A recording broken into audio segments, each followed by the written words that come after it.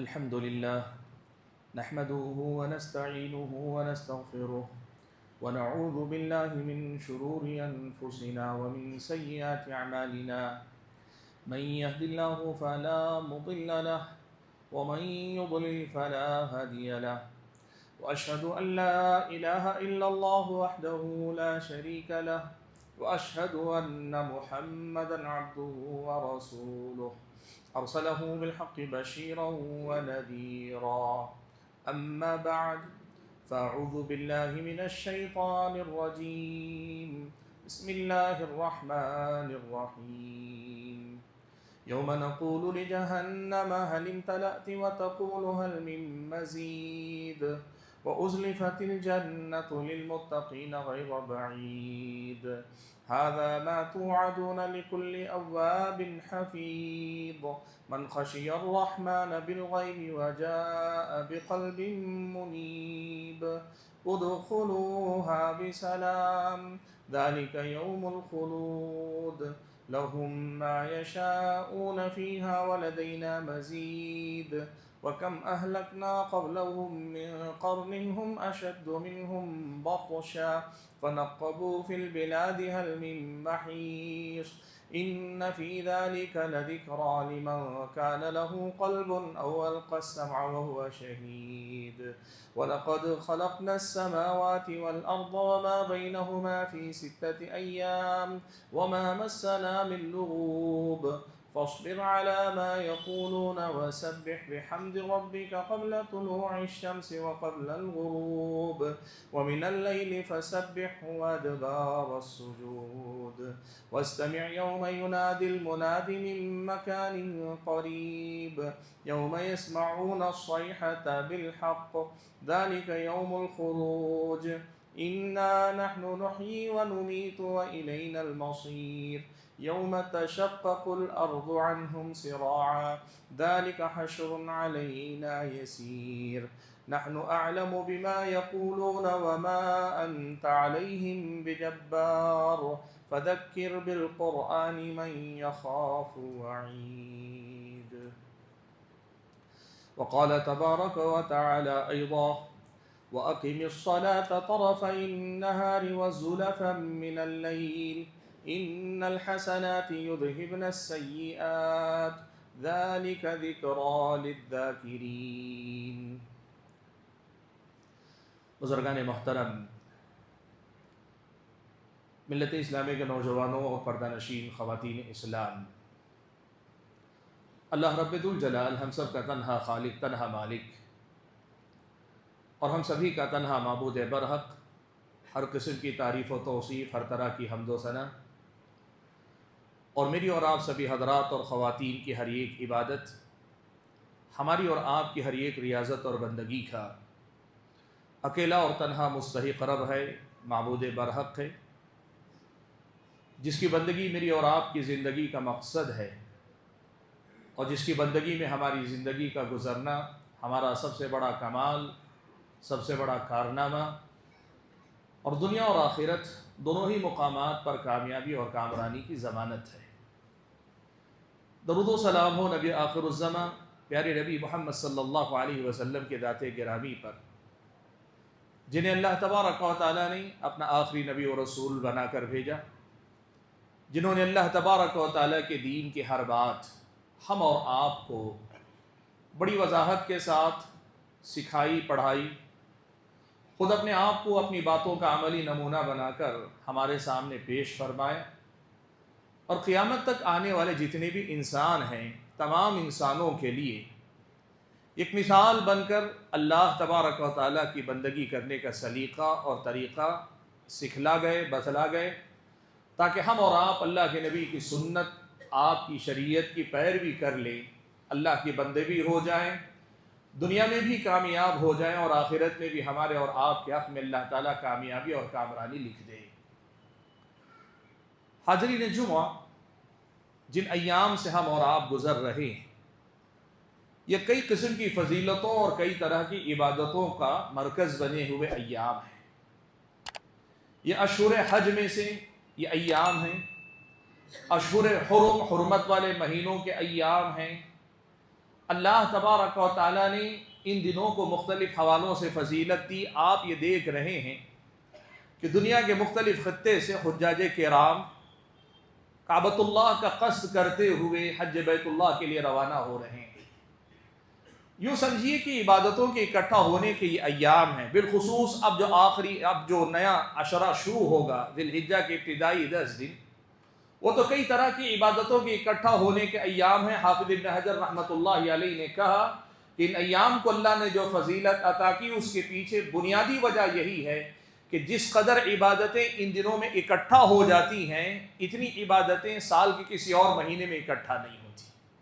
یہ عبادتوں کا موسم ہمارے اور آپ پر سے گزر رہا ہے، اور اس کے بعد بھی ہمارے سامنے کئی عبادتیں آنے والی ہیں۔ ان عبادتوں کا مقصد کیا ہے؟ ظاہر بات ہے ہم اللہ تبارک و تعالیٰ کی عبادت کر کے اللہ تبارک و تعالیٰ کے مقرب بندے بننا چاہتے ہیں۔ ہم چاہتے ہیں کہ اللہ تبارک و تعالیٰ کے متقی بندے بن جائیں۔ ہم چاہتے ہیں کہ اللہ تبارک و تعالیٰ اپنے ان بندوں میں ہمارا اور آپ کا شمار فرمائے جو بندے تقوی کے معیار پہ کھرے اترتے ہیں، متقی قرار پاتے ہیں، وہ بندے جن کو اللہ تبارک و تعالیٰ نے متقین کا نام عطا فرمایا ہے۔ ہم یہی چاہتے ہیں، اس لیے کہ قرآن و سنت میں متقین کے لیے بڑی بشارتیں اللہ تبارک و تعالیٰ نے دی۔ اللہ نے فرمایا ان للمتقین مفازا، متقیوں کے لیے ہی کامیابی ہے۔ اللہ تعالیٰ نے فرمایا ان المتقین فی جنات و نعیم، متقی جنتوں میں ہوں گے اور نعمتوں میں ہوں گے۔ ان المتقین فی جنات و عیون، متقی بندے جنتوں میں ہوں گے اور چشموں میں ہوں گے۔ اللہ تبارک و تعالیٰ نے متقیوں سے بڑے وعدے کیے۔ قرآن مجید کی آیتیں اس سلسلے میں بہت ساری۔ یہ جو تقوی کا معیار ہے، ظاہر سی بات ہے ہم سب اپنی عبادتوں کے ذریعے اس اعلیٰ مقام تک پہنچنا چاہتے ہیں، ہمارا مقصد ہے یہ۔ لیکن ہم اور آپ اپنے آپ سے ایک بات یہ پوچھ کر دیکھیں کہ واقعی معنوں میں ہم اور آپ متقی ہیں؟ دنیا والوں کا چھوڑیں، ہم ہمیشہ دوسروں کے بارے میں یہی دیکھیں گے کہ ہم اپنے آپ کو ان سے بہتر سمجھتے ہیں۔ دوسروں سے موازنہ مقابلہ کر کے نہ دیکھیں، ہم اپنے آپ سے پوچھیں۔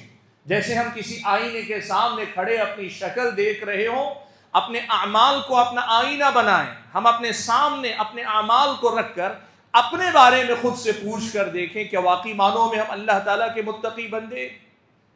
یقیناً ہم سب اللہ کا فضل و کرم ہے، نماز پڑھتے ہیں، نمازوں کی پابندی کرتے ہیں، بہت ساری نیکیاں ہماری اور آپ کی زندگی میں ہیں، ایسا نہیں کہ نہیں۔ الحمدللہ مسلمان، اور عام طور پہ پہلے کے مقابلے میں نئے زمانے میں آپ دیکھیں نوجوانوں میں بھی اچھی خاصی تعداد دین سے جڑی ہوئی آپ کو نظر آتی ہے، اور یقیناً دینداری کا ماحول ہے نسبتاً پہلے کے مقابلے میں۔ لیکن سوال یہ ہے کہ ایک طرف تو وہ جو ابھی دینداری تک نہیں آ سکے ان کا اپنا مسئلہ ہے، تو دوسری طرف ان کا بھی تو مسئلہ ہے جو دیندار بن رہے ہیں، جو دینداری سے جڑ رہے ہیں، لیکن ان کی دینداری کسی ایک مرحلے آ کر رک سی جاتی ہے، اس سے آگے ہم آگے نہیں بڑھ پاتے ہیں۔ اس کا نتیجہ یہ ہے، آپ دیکھیے ہم نمازوں میں اچھے ہیں، نوافل کی بھی پابندی کرتے ہیں، روزوں میں کوتاہی یا نفل روزے ہماری زندگی میں نہیں، یا روزے بہت اہتمام سے نفل رکھنے والے ہیں، نمازوں کے اندر کوتاہی ہماری اور آپ کی نظر آئے گی۔ عبادات میں ہم اور آپ بہت اچھے ہیں، معاملات ہمارے لوگوں کے ساتھ اچھے نہیں، لوگ ہم سے معاملہ کرتے ہوئے گھبراتے ہیں، وہ دینداری کی وجہ سے عزت ہماری پوری کرتے ہیں لیکن ہم سے معاملہ کرنے کے لیے تیار نہیں ہوتے۔ اور بہت سارے ایسے لوگ ہیں جو ہم سے ملتے بھی ہیں، خوش بھی ہوتے ہیں، لیکن جا کر وہ اس بات کا بھی اظہار کرتے ہیں کہ جب بھی ملتا ہوں کوئی جملہ، کوئی بات، کوئی ایسی گفتگو ضرور کر دیتے ہیں جس سے میرا دل ٹوٹ جاتا ہے، میرے دل کو تکلیف پہنچ جاتی۔ ہمارا اخلاق اچھا نہیں، ہم اخلاق میں اچھے نہیں، عادات و اطوار ہمارے بہت زیادہ اچھے نہیں۔ مختصر یہ کہنا چاہ رہا ہوں، اپنے اعمال کو آئینہ بنا کر اگر ہم اپنا چہرہ اس میں دیکھتے ہیں نا، یقین مانیے اگر ہم انصاف پر مبنی فیصلہ کر پائے، سچائی کے ساتھ فیصلہ کر پائے، ہم یہ بات اچھی طرح سے جانتے ہیں ہم دیندار ہیں، لیکن ایک حد تک ہم اللہ تعالیٰ کے بندے ہیں، ایک لمٹ میں، ایک دائرے تک ہم کہیں رک گئے ہیں۔ ہماری دینداری کا سفر، ہمارے تقوی کا سفر، ہماری اللہ تعالیٰ کی بندگی کا سفر ایک معیار تک پہنچ کر رک گیا ہے۔ آج آپ دیکھ لیں، نمازیں پڑھتے ہیں، نمازوں میں پوری یکسوئی نہیں، ہم نماز پڑھ رہے ہیں لیکن اس نماز کو بہتر کرنے کی فکر ہماری اور آپ کی زندگی میں نہیں۔ حج بیت اللہ کو جانے والے ہمارے اپنے یہ بھائی اور بہنیں، عمروں کی یہ کثرت الحمدللہ قابل تعریف بات ہے، کوئی عیب نہیں، بڑی خوبی ہے، بڑا کمال ہے، لیکن ان کثرت سے اسفار کے اندر کیا وہ کیفیت ہے جو اللہ تعالیٰ کے لیے تجرد، اپنی دنیا چھوڑ کر اللہ کے راستے میں نکل جانے کی جو کیفیت آنی چاہیے، وہ کیفیت ہماری عبادتوں میں نہیں پیدا ہو پاتی۔ جو نیکی دیکھیے کہیں نہ کہیں اس نیکی کے اندر کچھ کمی ہے، کچھ کھوٹا پن ہمیں خود محسوس ہوتا ہے۔ پرائے تو چھوڑیں کہ ہم دوسروں کا اعتراف کرنے کے قائل نہیں، یہ عادت نہیں، اپنے بارے میں سوچیں۔ سوال یہ ہے کہ ایسا کیوں ہوتا ہے؟ ایسا کیوں ہوتا ہے کہ ہم متقی ہیں لیکن پورے متقی نہیں، ہم دیندار ہیں لیکن پورے دیندار نہیں، ہم اللہ کے بندے ہیں لیکن پوری بندگی کرنے کے لیے تیار نہیں، ہم اللہ تبارک و تعالیٰ کی راہ پہ چلتے ہیں لیکن پوری طرح تیار نہیں۔ گھر بار کا معاملہ دینداری سے دور، اور گھر بار اگر دیندار ہے کاروبار کے معاملات دینداری سے دور، اور اگر یہ دونوں درست ہیں تو پھر عبادتوں میں، دین کے کاموں میں، اچھائیوں میں، نیکی میں، انسانیت کے کام آنے، مسلمانوں کی مدد کرنے، اپنے غریبوں کے، مستحقین کے، بیماروں کا خیال رکھنے، یہاں ہم پیچھے۔ کہیں نہ کہیں یہ جو کمی ہمارے اور آپ کے اندر رہ جاتی ہے، اس کے اسباب کو ہم اور آپ کو تلاش کرنا چاہیے۔ اور آج اس خطبہ جمعہ میں میرا جو آپ کو پیغام ہے وہ یہی ہے کہ بندگی کوئی ایسا سفر نہیں جو کسی ایک مقام پہ پہنچ کے رک جائے۔ دینداری اس چیز کا نام نہیں کہ کچھ منتخب اعمال کو لے کر ہم بس کر لیں۔ اللہ تعالیٰ کے بندے ہونے کا مطلب یہ نہیں کہ گنے چنے چند اعمال اپنی زندگی میں جن کو ہم فٹ کر سکتے ہیں، بٹھا سکتے ہیں، ان کو اپنا لیا، باقی سارے دین سے دستبردار ہو گئے۔ یہ اصل میں ایمان والی زندگی کا طریقہ نہیں۔ بندگی ایک سفر ہے جو مسلسل جاری رہنا چاہیے۔ تقوی ایک منزل ہے جس کو حاصل کرنے کے لیے مرتے دم تک آدمی کو لگے رہنا چاہیے۔ اور اللہ تبارک و تعالیٰ کی رضا اور خوشنودی کا سفر، اس کا کوئی ایک اسٹینڈرڈ فکس نہیں ہو گیا کہ یہاں پہنچ کر بس کر لو، نہیں، زندگی بھر ہم اور آپ کو عبادت کرنی چاہیے۔ اللہ نے کہا وَاعْبُدْ رَبَّكَ حَتَّى يَأْتِيَكَ الْيَقِينُ، اپنے رب کی عبادت میں لگے رہو، عبادت کرتے رہو یہاں تک کہ تمہیں موت آ جائے۔ ہماری بندگی کا سفر اس کی منزل موت ہے، ہمارے تقوی کا سفر اس کی منزل موت ہے، ہماری اور آپ کی نبی کی سنت کی پیروی کا سفر موت ہے۔ وہ موت ہی ہے جس طرح ہماری اور آپ کی زندگی سے ہمارا ناتا توڑتی ہے، ہماری اور آپ کی بندگی سے ناتا بھی موت کو توڑنا چاہیے۔ ہم بندگی سے ناتا توڑنے والے نہ بنے، یہ پیغام آج آپ کو میں دینا چاہتا ہوں۔ حاضرین گرامی قدر، یقین مانیے اللہ کا فضل و کرم ہے، جتنے دین کو ہم نے اپنایا ہے اس دین کی برکت اللہ نے ہماری زندگی میں عطا کی ہے۔ جتنی ہم نے دینداری اپنائی ہے اللہ نے یقیناً اس کی برکتیں اتاری۔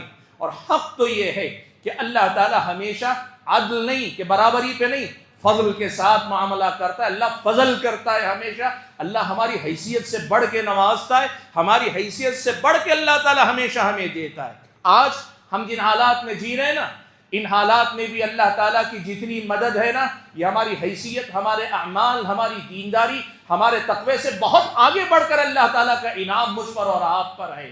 بات یہ آپ کے سامنے اس لیے رکھنا چاہتا ہوں کہ جس بندگی کا فائدہ اس دنیا میں ہم دیکھ رہے ہیں، محسوس کرنے والے کر سکتے ہیں کہ اللہ تعالیٰ کی بندگی کا فائدہ انہیں اپنی زندگی میں کیا اور کہاں اور کیسے مل رہا ہے، جو محسوس کر سکتے ہیں انہیں یہ بھی تو سمجھنا چاہیے اتنی بندگی جو ادھوری ہے، جس میں خلل ہے، جس میں کمزوری ہے، جس میں کوتاہی ہے، جس میں کمی ہے، اس سب کے باوجود اللہ نے اتنا نوازا ہے، میں ان ساری کمیوں سے پاک ہو جاؤں گا یا ان کو اور زیادہ بہتر کر لے جاؤں گا۔ اللہ تعالیٰ کی کتنی رحمتیں، برکتیں، اس کا انعام، اس کا فضل مجھ پر کتنا ہو سکتا ہے، یہ محسوس ہم اور آپ کو کرنا چاہیے۔ سبحان اللہ۔ ہمارے سماج میں لوگ حساس لوگ ہیں، بہت سارے مسئلوں کو لے کر حساس۔ کسی نے ڈھکے چھپے لفظ میں بھی کوئی جملہ کہہ دیا، ہمیں پتہ چل جاتا ہے کہ اس نے مجھ کو نشانہ بنانا چاہا۔ حساسیت ہے ہمارے اندر، تو ہر چیز کا جب ہم احساس کر سکتے ہیں تو پھر اپنی بندگی کا جو اسٹینڈرڈ ہے، جو معیار ہے، جو درجہ ہے، اس کے بارے میں ہم خود احتسابی سے کام لے کر کیوں نہیں ہم اپنے آپ کو آج سے بہتر کل اور کل سے بہتر پرسوں اپنے آپ کو اللہ کا بندہ کیوں نہ بنائیں۔ اسی کے لیے تو ہمیں اللہ نے پیدا کیا۔ زندگی کیا ہے؟ زندگی اللہ کی بندگی سے ہے۔ زندگی بے بندگی، شرمندگی، اصل قدر و قیمت تو اسی بندگی کی وجہ سے، اصل ہماری حیثیت تو تقوی کی وجہ سے، ہماری پہچان تو تقوی۔ ان اکرمکم عند اللہ اتقاکم، لوگوں تم میں سب سے زیادہ عزت والا وہ ہے جو تقوی میں تم میں سب سے زیادہ اعلیٰ مقام پر ہو۔ ہماری قدر و قیمت ہمارے تقوی کی وجہ سے ہے۔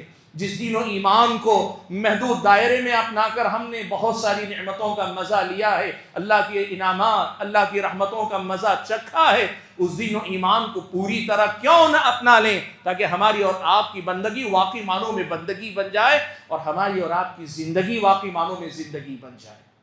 اللہ کا یہ وعدہ ہے کہ تقوی کا بدلہ اللہ آخرت میں دے گا، جہنم سے بچائے گا، جنت میں بھیجے گا، جنت میں بہترین نعمتوں سے نوازے گا، ایسی نعمتیں جن کا آپ تصور بھی نہیں کر سکتے، اور نعمتوں کی لذت کا یہ معاملہ کہ کوئی اس کا اندازہ بھی آج اس دنیا میں نہیں لگا سکتا، اور وہ بھی درجے پہ درجے، درجے پہ درجے۔ مشہور آپ اور ہمارے سامنے یہ ہے کہ جنت کے 100 درجے، صحیح مسئلہ یہ ہے کہ جنت کے 100 نہیں، جنت کے کتنے درجے اللہ کے علاوہ کوئی نہیں جانتا ہے۔ جنت کے درجے کتنے اللہ کے علاوہ کوئی نہیں جانتا، ان درجوں میں اللہ ہمارے درجات بلند کرتا جائے۔ ہماری منزل تو وہ جنتیں، وہ جس کی تعداد بھی ہمیں نہیں معلوم کہ کتنے اس کے درجات ہیں، اس میں اوپر سے اوپر پہنچنا ہے، اس کو سامنے رکھ کر زندگی جئیں گے۔ آج ہمارے جینے کا جو انداز ہے نا، اس سے بہت مختلف انداز ہوگا۔ اگر اس کو سامنے رکھ کر ہم اور آپ اللہ کی بندگی کریں گے، اللہ تعالیٰ کے پاس ہمارے اور آپ کے درجات بڑی تیزی سے بڑھتے جائیں گے۔ ضرورت اس بات کی ہے کہ ہم اور آپ اس پہلو پہ توجہ دیں۔ حاضرین گرامی قدر، ظاہر سی بات ہے اس مقام تک پہنچنے کے لیے تقوی کے جو تقاضے قرآن و سنت میں ہم اور آپ سے کیے گئے، جو راستے متقی بننے کے قرآن و سنت میں بتائے گئے، ان راستوں کو ہم اور آپ کو اپنانا پڑے گا۔ میں آپ کے سامنے آج کے اس خطبے میں صرف ایک بنیادی حدیث کا تذکرہ کر لیتا ہوں۔ یہ بنیادی حدیث میرے اور آپ کے متقی بننے میں بڑا اہم کردار ادا کرتی ہے۔ یہ پہلے ہی بتا دوں کہ صرف یہی تقوی نہیں، صرف اسی کا نام تقوی نہیں جس کا میں تذکرہ کر رہا ہوں، لیکن متقی بننے کی راہ میں یا تقوی کے سفر کو پھر سے جاری کرنے کے لیے، جاری رکھنے کے لیے اس حدیث کے معنی و مفہوم کو زندگی میں ہمیشہ ہمارے اور آپ کے سامنے ہونا چاہیے۔ حدیث کیا ہے؟ فرماتے ہیں کہ رسول اکرم صلی اللہ علیہ وسلم نے فرمایا کہ اتق اللہ حیثما کنت واتبع السیئۃ الحسنۃ تمحوها وخالق الناس بخلق حسن۔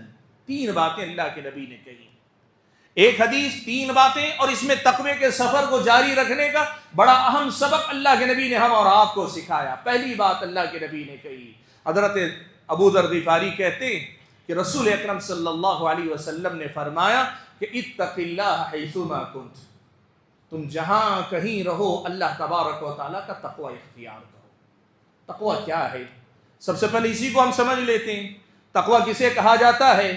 تو بعض اہل علم نے، سلف صالحین نے تقوی کے کئی معنی بتائے۔ یہ یوں سمجھیے کہ تقوی کے معنی کو سمجھانے کے لیے کئی طرح کی تعبیرات، کئی طرح کے الفاظ استعمال کیے جس سے ہمارے اور آپ کے سامنے تقوی کا معنی واضح ہو جائے۔ اس میں سے ایک مفہوم بعض مفسرین نے لکھا کہ تقوی یہ ہے کہ آپ اپنے اور جہنم کے درمیان رکاوٹیں کھڑی کرنے میں کامیاب ہو جائیں۔ ان تجعل بینک وبین النار وقایہ، اپنے اور جہنم کے درمیان پردہ، رکاوٹ یا کوئی ایسی چیز پیدا کر لو کہ وہ تمہیں جہنم میں جانے سے روکنے کا سبب بن جائے۔ سبحان اللہ۔ اور بعض اہل علم نے تقوی کو اور زیادہ آسان الفاظ میں کہا کہ تقوی صرف 2 چیزوں کا نام، امتثال الاوامر واجتناب النواہی، اللہ نے جو حکم دیا ہے کرنے کو کہا ہے وہ کر لو، اور جس چیز سے رکنے کو کہا ہے اس سے رک جاؤ۔ اللہ کے حکم کو بجا لانا، اللہ تعالیٰ کی منع کردہ باتوں سے رک جانا، یہی تقوی اور یہی متقی یا تقوی کے اعلیٰ معیار پہ پہنچنے کا راستہ ہے۔ وہ کیا ہے؟ اللہ نے جو کرنے کو کہا کر لو بس، اور جس چیز سے اللہ تعالیٰ نے منع کر دیا رک جاؤ۔ بہت آسان کر دیا تقوی کو، کہا کچھ نہیں، قرآن پڑھتے ہو، سنت پڑھتے ہو، یا پڑھنے والوں سے سنتے ہو، یا تم خود اللہ کے فضل و کرم سے جانتے ہو اللہ تعالیٰ نے اس کا حکم دیا، اس سے منع کیا ہے، جس کا حکم دیا ہے اس کو کرنا ہے، اور جس سے منع کیا ہے اس سے رک جانا ہے۔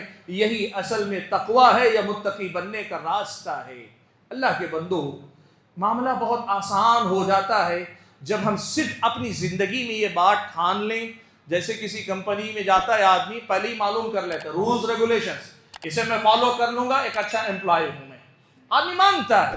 آپ اپنے ساتھ اپنی زندگی میں بیوی سے توقع رکھتے ہیں مجھے یہ چیزیں پسند ہیں یا ناپسند ہیں, اس کا خیال رکھو, تمہارے میرے درمیان کبھی جھگڑا نہیں ہوگا, ناراضگی نہیں ہوگی. بیوی خیال رکھتی ہے. زندگی میں کہاں ہم یہ نہیں کرتے, سب جگہ ہم اسے اپلائی کرتے ہیں, ہر جگہ اپناتے ہیں ہم ان اصولوں کو کہ بھئی یہ کرنا ہے یا نہیں کرنا ہے, ان باتوں کو اپنانا ہے, ان باتوں سے بچنا ہے. کہا تقویٰ بس اسی چیز کا نام ہے. اللہ نے کیا کرنے کو کہا ہے, کس بات سے منع کیا ہے, یہ جان لو اور اس کو کر لو, یہی تقویٰ ہے. تقویٰ اس کے علاوہ اور کچھ نہیں ہے. اس کے پیچھے تمہیں بہت زیادہ مغز ماری کرنے کی ضرورت نہیں, اپنا سر پھوڑنے کی ضرورت نہیں, عمل کرتے جاؤ, اپناتے جاؤ. اللہ نے کہا کرنا ہے رک کر لو, اور اللہ نے کہا رکنا ہے رک جاؤ. بس یہی تقویٰ ہے. حاضرین گرامی قدر, اس حدیث میں اللہ کے نبی نے پہلی بات کہی اتق اللہ حیثما کنت.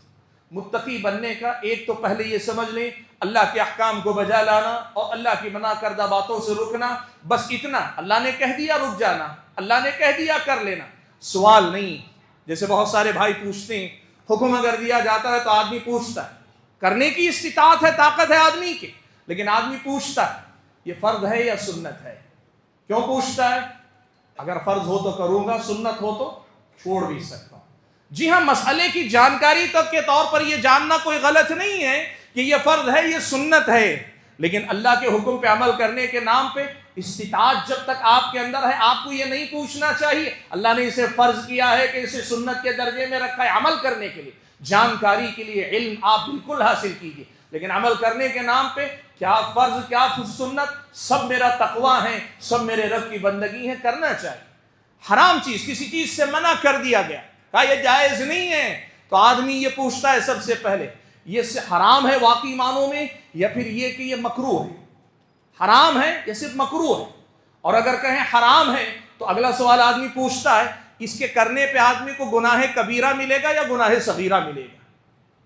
یہ بندگی کا طریقہ نہیں اللہ کے بندے, یہ بندگی کا طریقہ نہیں. بندگی یہ ہے کہ رب نے منع کیا تو رک جاؤ, رب نے حکم دیا تو کر لے جاؤ. سبحان اللہ, سلف صالحین نے کیا پیاری بات کہی, سنیے. کہا لا تنظر الى صغر الذنب بل انظر الى من تعصی. یہ مت دیکھو کہ جو گناہ کر رہے ہو وہ گناہ کتنا چھوٹا ہے, معمولی ہے, یہ مت دیکھو, بلکہ یہ دیکھو کہ یہی چھوٹا گناہ کر رہے ہو لیکن نافرمانی کس رب العالمین کی کر رہے ہو وہ کتنا بڑا ہے.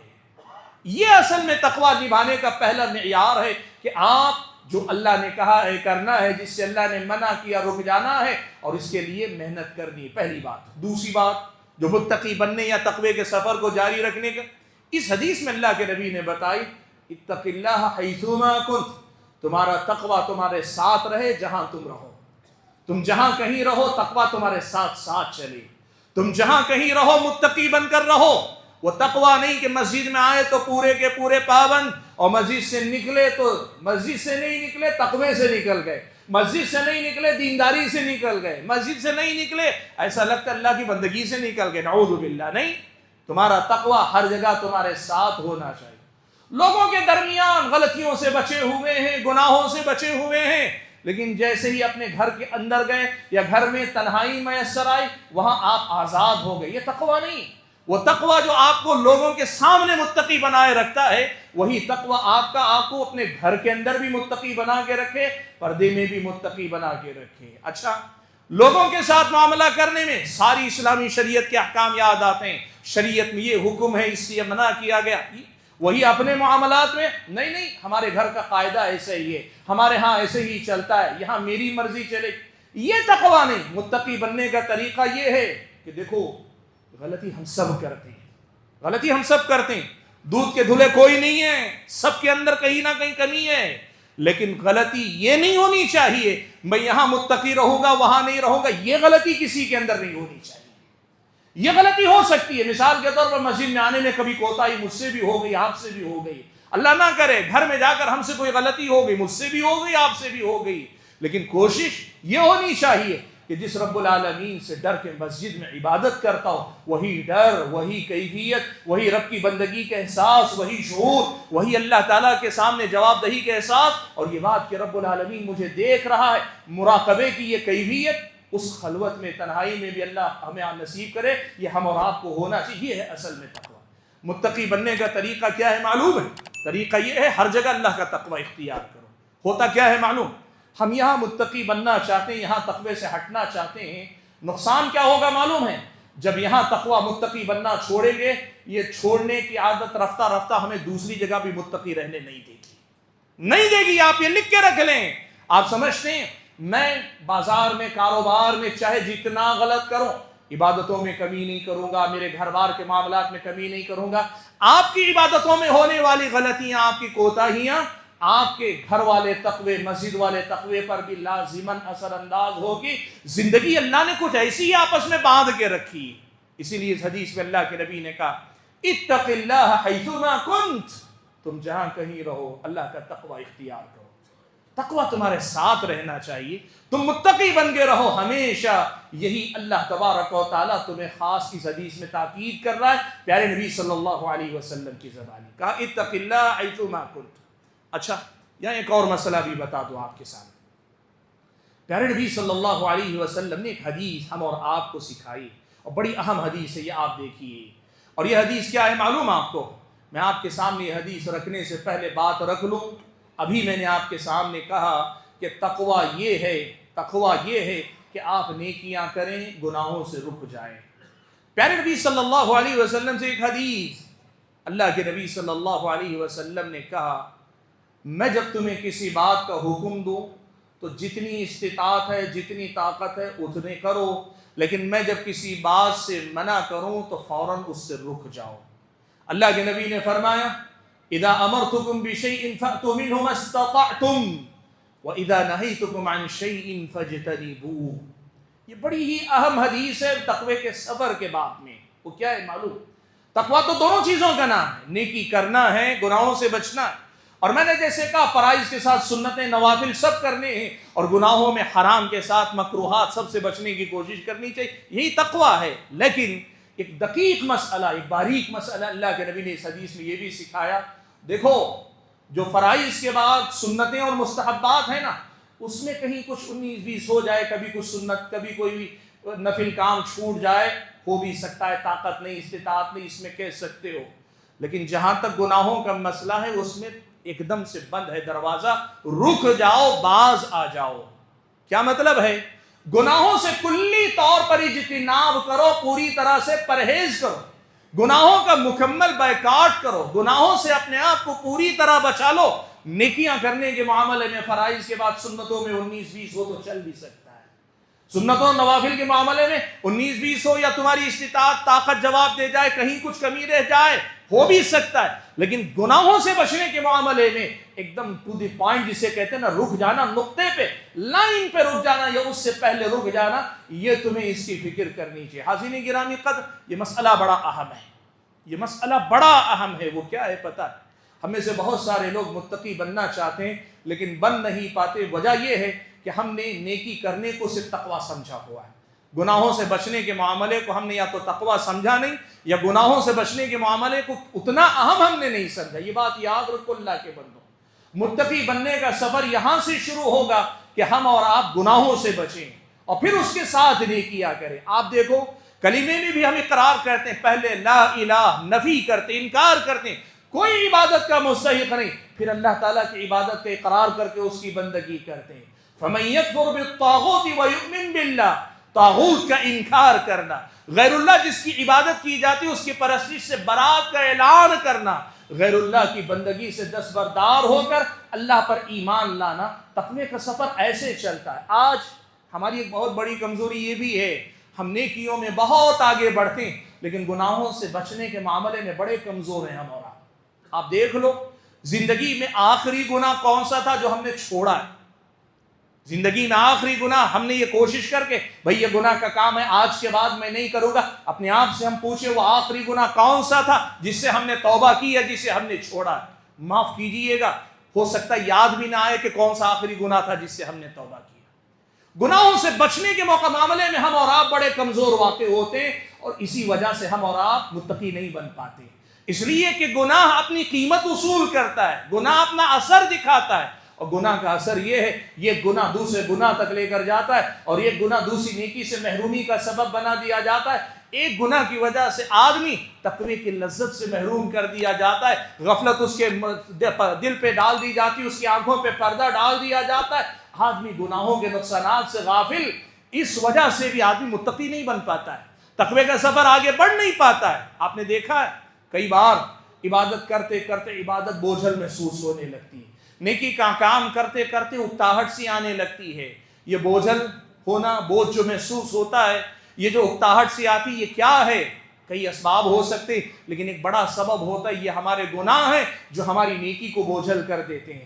یہ گناہ ہیں جو میرے اور آپ کی نیکی کے کام میں ہماری اور آپ کی رغبت کو گھٹا دیتے ہیں، کم کر دیتے ہیں، شوق ختم ہو جاتا ہے، دین پر عمل کرنے کا جذبہ کمزور پڑنے لگتا ہے، گناہ کے اثرات بہت زیادہ ہوتے ہیں۔ تو اس میں یہ بات بھی یاد رکھیے گا، تقوی کا سفر یوں طے ہوتا ہے کہ اپنے آپ کو گناہوں سے بچانے میں زیادہ محنت کرو، اور گناہوں سے جب بچا لیں گے نیکیاں آسان بھی ہو جائیں گی، زیادہ بھی ہو جائیں گی۔ گناہوں سے بچے بغیر آپ نیکی کریں گے، ہونے والی نیکیوں میں آپ وہ کیفیت نہیں لا پائیں گے، اور کئی بار ہونے والی نیکیوں کی حفاظت مشکل ہو جائے گی۔ آگے اللہ کے نبی نے کہا وَأَتْبِعِ السَّيِّئَةَ الْحَسَنَةَ تَمْحُوهَا، اللہ کے نبی نے آگے فرمایا اب پھر بھی کوشش کی بندے نے، پھر بھی گناہ ہو گئے نا، تو ایک بات ہمیشہ یاد رکھو، گناہ جب تک ہمارے ساتھ لگا ہے وہ اپنی قیمت وصول کرتا رہتا ہے۔ اس کی قیمت کیا ہے؟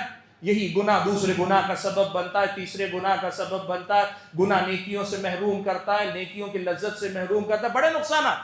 تو یہ گناہ جب تک ہم سے لگا رہے گا یہ اپنی قیمت وصول کرتا رہے گا۔ اس لیے اللہ کے نبی نے اگلا طریقہ بتایا متقی بننے یا تقوی کا سفر مضبوطی کے ساتھ جاری رکھنے کا، وہ یہ ہے کہ وَأَتْبِعِ السَّيِّئَةَ الْحَسَنَةَ تَمْحُوهَا، گناہ ہو جائے فوراً نیکی کیا کرو، گناہ ہوا فوراً نیکی کرو، اس کے پیچھے ہی نیکی کیا کرو۔ کیوں؟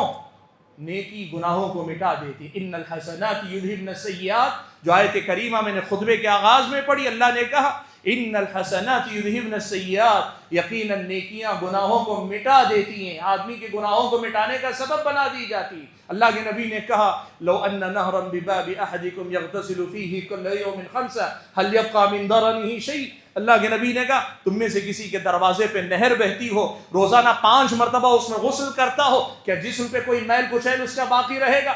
صحابہ نے کہا نہیں اللہ کے نبی، 5 بار غسل کرنے والا کا میل کچیل کہاں باقی رہے گا؟ اللہ کے نبی نے کہا یہی معاملہ، یہی مثال 5 وقتہ نمازوں کی ہے، تمہاری یہ 5 نمازیں تمہیں گناہوں سے ویسے ہی دھل دیتی ہیں جیسے تم غسل دن میں 5 مرتبہ کرتے ہو تو اپنے جسم کو صاف کر لیتے ہو۔ ان الحسنات یذہبن السیئات، نیکیاں گناہوں کو مٹا دیتے۔ اس لیے جب گناہ ہو جائے گناہ کے بوجھ کو ہٹا لو، پہلی فرصت میں پیچھا چھڑاؤ، توبہ کرو اور نیکیاں کرو جو گناہوں کو مٹا دیں۔ اور کم سے کم نیکی کیا ہے پتہ ہے آپ کو؟ استغفر اللہ کرو، پورے شعور کے ساتھ اور پورے احساس کے ساتھ اللہ سے استغفار کرو، استغفر اللہ کہو۔ کم سے کم درجہ یہ ہے نیکی کا، تم استغفر اللہ پڑھو، تمہارا استغفار تمہارے اپنے گناہوں کو مٹانے کا سبب بنے گا اور تمہارے تقوی کا سفر آگے جاری رہے گا۔ اور آخری بات اللہ کے نبی نے حدیث مبارک میں جو بیان فرمائی یہ خود ایک مستقل عنوان ہے، لیکن میں صرف ایک بات ذکر کر دوں، کہا وَخَالِقِ النَّاسَ بِخُلُقٍ حَسَنٍ، تقوی کا کمال، تقوی کا اعلیٰ درجہ، تقوی کا اعلیٰ مقام، اور تقوی کی ایک طرح یوں چاہیے کہ اوپری جو منزل ہے وہ یہ کہ تمہارے معاملات صرف رب العالمین سے اچھے ہوں، یہ کافی نہیں، رب العالمین کے ساتھ، رب کے بندوں کے ساتھ بھی تمہارے معاملات ٹھیک ہونے چاہیے۔ خالق الناس بخلق حسن، لوگوں کے ساتھ حسن اخلاق کے ساتھ پیش آؤ، اچھے اخلاق کا مظاہرہ کیا کرو۔ حاضرین گرامی قدر، ایک حدیث میں نے جیسے کہی، اس ایک حدیث میں اللہ کے نبی نے کئی باتیں ایسے ہمیں بتائی کہ جن پر ہم ذرا توجہ دیں، ذرا سی محنت کریں، اللہ کے فضل و کرم سے بندگی کا اور تقوی کا جو سفر رک سا گیا ہے پھر چل پڑے گا۔ ہم جو تقوی میں کسی ایک درجے پہ آ کے رک گئے، ہماری دینداری انشاءاللہ اور زیادہ بہتر ہوگی، اور جب ہم دینداری میں اور اوپر اٹھیں گے، اس دنیا کو بھی اپنے حق میں بہتر کریں گے، اللہ کے پاس آخرت بھی میری اور آپ کی بہتر ہوگی، اور اس دنیا کے لیے بھی ہم اور آپ ایک بہتر انسان بن پائیں گے۔ یہ دنیا ہمیں رحمت سمجھے گی، اور ہمارے اور آپ کے وجود سے اس دنیا کے اندر اللہ خیر و برکت کو باقی رکھے گا۔ اللہ سے دعا کیجئے کہ اللہ تعالیٰ مجھے اور آپ سبھی حضرات اور خواتین کو جو باتیں کہی سنی گئی، ان باتوں کو یاد رکھ کر اپنے آپ کو سدھارنے سنوارنے کی توفیق عنایت فرمائے۔ اللہ تعالیٰ ہم اور آپ کو صحیح معنوں میں متقی بندہ بننے کی توفیق عنایت فرمائے۔